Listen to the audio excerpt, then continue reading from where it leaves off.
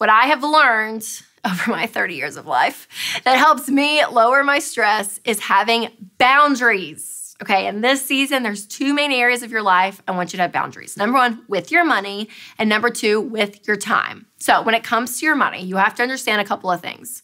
You cannot buy for everyone. And I'm guilty of this. I'm like, oh, the mailman, all 700 people I work with need something from me. All the cousins, all the nieces and nephews. Like, I just can get out of control so quickly. And a few years ago, Winston and I started talking about it, and we're like, we're not gonna make everyone happy. Like, we cannot buy for everyone.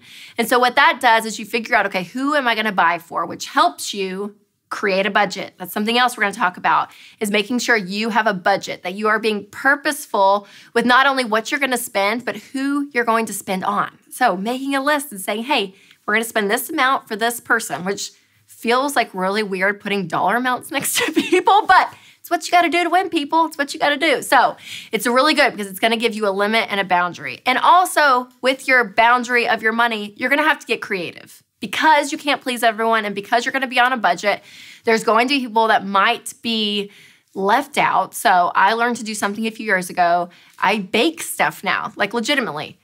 I sound like Susie Homemaker here, but it's true. I make cookies or do something, and then I write intentional notes for the people that I'm not just gonna spend all this money on, because I've learned again to have that boundary. And even something Winston and I did a few years ago to kind of get creative is we don't buy each other gifts. And it's just nice because for me, it kind of just takes the pressure off, and for him, and it's less money to spend because, well, we love each other and we know about that. So again, having boundaries around your money, but also having boundaries around your time.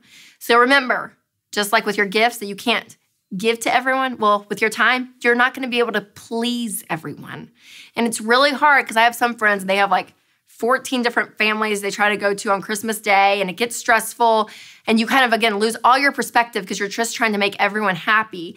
And you have to get to a point in your life where you're like, okay, this is our life, this is our family, and here's what we have to decide. And it's uncomfortable if you're gonna make new rules around your time around Christmas because some people, their feelings might be hurt, but communicating that and just being smart, because again, this season, you don't wanna miss out.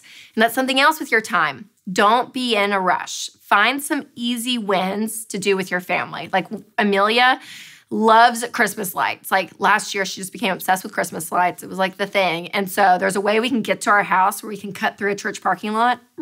Don't tell anyone, but we do. To get to our house faster, it's a shortcut versus going along this long road wrapped around.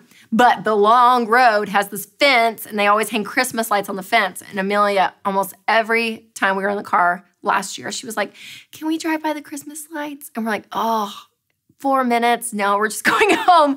And then finally one night, I was so glad Winston was like, you know what? Yes, we'll go the long way around. And I'm telling you, it's so funny. She talked about it for the next 2 weeks. She's like, remember when we saw all those Christmas lights? And I'm like, it just took 4 minutes. So that's the great thing. When you have a boundary and you're intentional with your time, you can make some leeway for the things that you really can't enjoy.